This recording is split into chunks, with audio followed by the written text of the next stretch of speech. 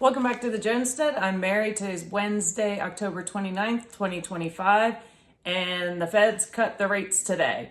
And just this afternoon, Chairman Jerome Powell announced that the Fed will be lowering the interest rate by 0.25% to a benchmark rate of 3.75 to 4%. They will also be reducing, which is not a shocker, reducing its asset purchases, otherwise known as quantitative tightening, on December 1st, which of course now we'll be seeing quantitative easing. You see how that happens. And I know there's a lot of popular voices out there that have been, including the president, that have been pushing for the rate cuts in order to increase liquidity into the economy. However, the problem is what happens when they do that is they start printing more money, and then you end up with more inflation. And so we continue with this instability in the U.S. economy. And there's a lot of rebuilding that needs to happen in the United States of America, as we all know. So one of the key reasons the Fed cited for the reduction is a weaker labor market, which we are definitely seeing. And yesterday I talked about the massive layoffs with Amazon and also Target. And today, let's see here. And again, I'll put the links to these stories in the comments below, in the comment section below the video.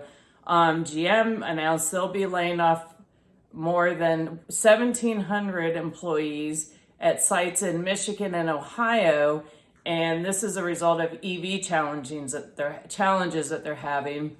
CarMax has announced that it will be, let's see here, it'll be cutting it says hundreds of jobs, cutting up to 350 jobs, and I believe 24 of those will be in Richmond, Virginia. And those job cuts will be coming from their customer experience center. And I'm wondering, and they have also, as a result, they are probably implementing some AI, but also in their second quarter report, they reported that they'd seen a 6.3% reduction in their unit sales. So they're having to respond to that. And of course, they cut employees, which looks better for the bottom line. And also Paramount today announced that they will be laying off 1,000 employees with more cuts expected. So you have sales are down, and really the American people, they're feeling it in their pocketbooks because the sales are down because of inflation. And so the discretionary income for the American people has been eroding away due to this. And it's really an invisible tax that's happening, and it's getting worse. It's not improving. You're seeing it in health insurance, car insurance, when you go to the grocery store. Some things are going down, and some you can get some really good deals on, but other things are still up there. You know, a can of Pringles, which I don't buy anymore, but they used to be $1 all day long. Now they're $2. And that's just one of the examples. So on top of that, so we have a decrease in the Fed's announcing a decrease in the interest rates.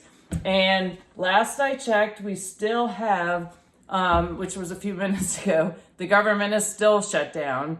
And I'm not sure what the outcome is going to be with that. I was thinking that they might be able to get something resolved sooner than later, but I'm not sure. I hope so, for the sake of everybody, to get things back on track. But as a result of the shutdown, the Congressional Budget Office released a report and it was reported today, and this was on CNBC, that the shutdown could cost the U.S. economy up to $14 billion. And it says the shutdown entering its fourth week has resulted in the loss of at least $7 billion of the gross domestic product by the end of 2026. So if we go into 6 weeks, it will cost $11 billion, and an 8-week shutdown will cost the $14 billion to the U.S. economy, which is really significant. And not only is it costing the GDP, but as we all have been hearing about, If they're not able to open the government, there are 42 Americans that are reliant on SNAP benefits or some form, EBT, whatever it is, of welfare assistance for food, and they will not be getting those benefits on November 1st. There are 2 states where the governors have signed that they'll be using emergency funds to cover those benefits on November 1st. That's Virginia, and the other one is Louisiana. But we can see our country is so divided and is such a tinderbox right now. And now you end up with, basically, we're going to have Hunger Games going on, because you have some people, and there are people that take advantage of the system. And I don't feel sorry for them at all. But I do know there are people that really rely on this system. A lot of them live in the rural areas. And they are and in New Mexico, you have 25% of the population is reliant on some form of welfare assistance, which we need to change that in the United States of America. We have too many people dependent on government for their checks. Either they work for them or for a check because they don't work and they need help. And there's just too much reliance, and the government is far too powerful.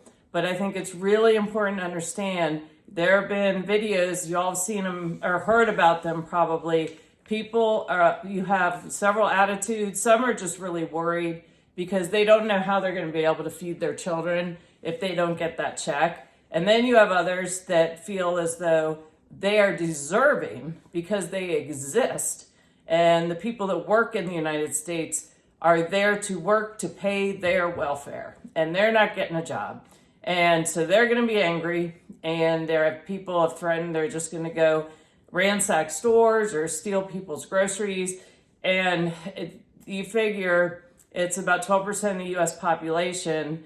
And also, we have a lot of bad actors out there. Right now, we see people, they start riots for no reason whatsoever, just to create a discord in the population. So unless something changes before Saturday and they reopen the government, I feel a little more comfortable in Virginia.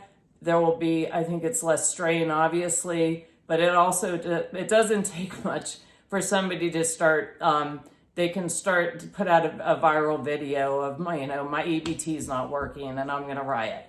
And then it kind of escalates.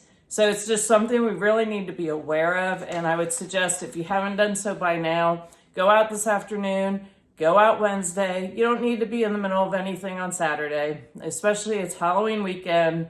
Then we have the time change. So I would suggest go out, take care of your preps either today or tomorrow morning. Get it done, get some extra food put away in your pantry so you've got several weeks. And that's always just a good plan to have anyway. So make sure you've got backups in your pantry. Plus, you can maybe donate to your local food shelter, which can help assist those people. Make sure you've got any meds that you need, that you depend on.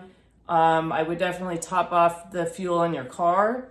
That's just a good habit to get into. I usually don't let it go below a half a tank. Make sure you have extra cash, extra water, and of course pet supplies. Make sure you're stocked up on pets, because while we only have 2 states that are going to be covering this deficit with these payments, with the SNAP or EBT, and so you're going to have a lot of very desperate people out there missing that check and being able to get their groceries that they depend on every month. And so they're going to be very angry about that. And I think it's something everyone needs to be aware of. And I wouldn't put yourself out there if you don't need to be. But in Virginia, I think it'll be toned down a little bit. But when you've got a lot of these other states where such a high percentage of the population depends on this assistance, and it's just not there, and there's no backup plan in the community to help them, I think that is a recipe for some very hostile people, and unfortunately could result in, if they ransack stores, and that's what I wanted to say is, even if you're in a state where the governor is going to be funding temporarily, if other states, if you've got highly concentrated populated areas, and those, what be it Walmart, the grocery stores, if they're ransacked and people are just looting stuff out and taking it out, you're going to have supply chain issues no matter where you live. So it's always good to just be prepared. Also, I mean, it could be a weather event for, that causes that also. But here we have this right staring us right in the face, and it's just always a good thing to be prepared. Be mindful when you're out and about, and always be attentive to what's going on around you. And again, just be prepared and stay informed. And I hope you found this helpful, and have a wonderful afternoon. Look forward to talking to you all again soon.